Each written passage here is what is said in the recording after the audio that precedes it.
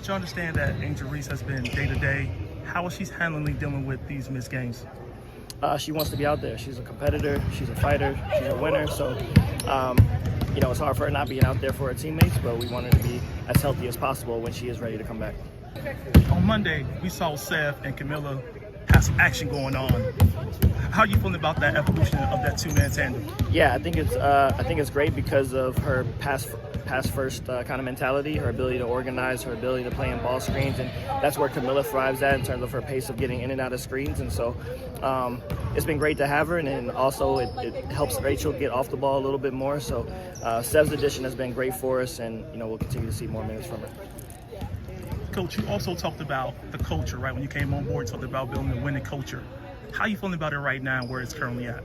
I think it's still progressing. I think that sometimes when you're looking to build that framework and that foundation, there's some growing pains in it, and we can't just expect instant results sometimes. But I think that if you're around our meetings, if you're around our practices, if you're in our locker room, like, you will see what it's creating behind the scenes, and you got to be there day after day to kind of see and feel that presence. And the record isn't reflective, obviously, of where we want it to be and the work that we're putting in.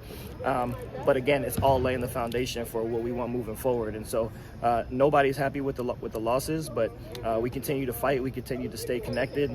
They continue to come in each and every day and give everything that they got for the team, for the organization, and for each other. And that's all goes into building that culture that we want. I know when Haley came into the league, she wanted to be a point guard, or she felt like being a point guard was important to her success in the league. But I feel like she's also been able to play off the ball pretty well. Do you think she can also does she need to be a point guard? Can she also be a shooting guard? Can she do both, like that kind of thing? I think she can do both. I think there's other guards in the league that kind of are those hybrid type guards, and I think that she possesses a lot of those same characteristics, with her ability to play off the catch, her ability to relocate and get behind the line and play play in space, but then also she's got some ability as well to initiate offense and things of that nature as well, and playing the ball screens. And so there's still a growing process in there for her in terms of truly finding what her niche is, but I think she does have characteristics that allow her to play both on and off the ball moving forward. Yeah.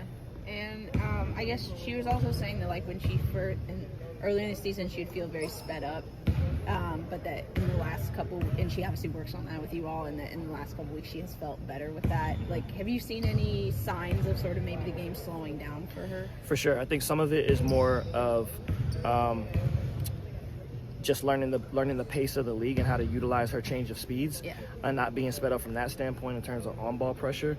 But I think also it's an adjustment to playing against the size, the quickness, and the versatility of other guards and other people at her position. That's different kind of from in college, to where she was kind of the focal point of everything. And so I think now a lot of the communication between our staff and her is that, like, sometimes less is more. And so her ability to take care of the ball, her ability to get us in and out of offenses, to organize that kind of thing, I think that all kind of in turn slows the game down when she kind of simplifies what her responsibilities are while she's out there. Yeah.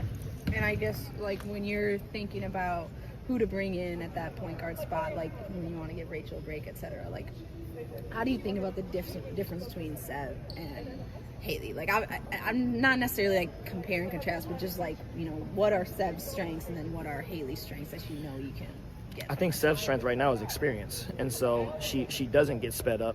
She kind of knows what she's looking for from a facilitating standpoint. I think that Haley's growing curve is how to transition from when to be in a scorer and when to be in a facilitator. She's just more of a natural scorer by nature in terms of her style of play. So that kind of separates herself from Sev in terms of stylistically. But I think there's some opportunities for both of them to play together as well because of Haley's ability to play off the ball some. And so the more ball handlers for us, the better. I think it helps alleviate some of the pressure that we've seen throughout the season.